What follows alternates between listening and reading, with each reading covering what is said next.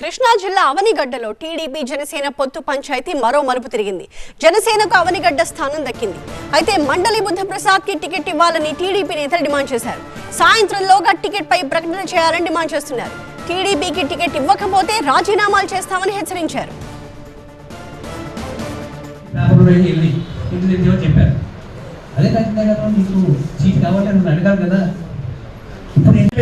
కాబట్టి ఒక నిర్ణయం తీసుకుంటాం అని చెప్పి మనం కూర్చుంటే కుదరదు. ఇక్కడ గెలిచే అభ్యర్థి బుద్ధప్రసాద్ గారు, గెలిచే పార్టీ తెలుగుదేశం పార్టీ. అన్ని సర్వే రిపోర్ట్లు కూడా అధిష్టానం దగ్గర ఉంది.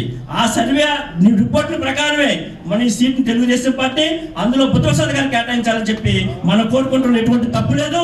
కాబట్టి ప్రతి ఒక్కరు కూడా నిర్ణయం తీసుకుని ఈ రోజే మనం ఏదో ఒక నిర్ణయం తీసుకుని అధిష్టానానికి పంపితే సాయంత్రం లోపల అధిష్టానంలో ఎవరున్నా సరే సాయంత్రం లోపల పిలుపు వచ్చి చర్చలు జరుపుతారని చెప్పి సందర్భంగా తెలియజేసుకుంటూ నియోజకవర్గానికి ఎవరైతే చేశారో అనేక కార్యక్రమాలు చేశారో వాళ్ళ పరిగణలోకి తీసుకోకుండా కొత్త వాళ్ళ పేర్లు మరి ముందుకు రావడం అనేది ఇది అంత కరెక్ట్ కాదు.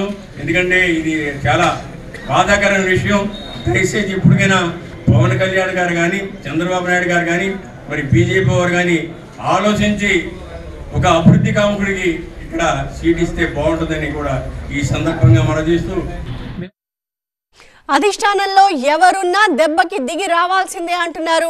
మండలి బుద్ధప్రసాద్ అనుచరులు వాళ్ళంతా కలిసి ఒక సమావేశాన్ని ఏర్పాటు చేసుకున్నారు.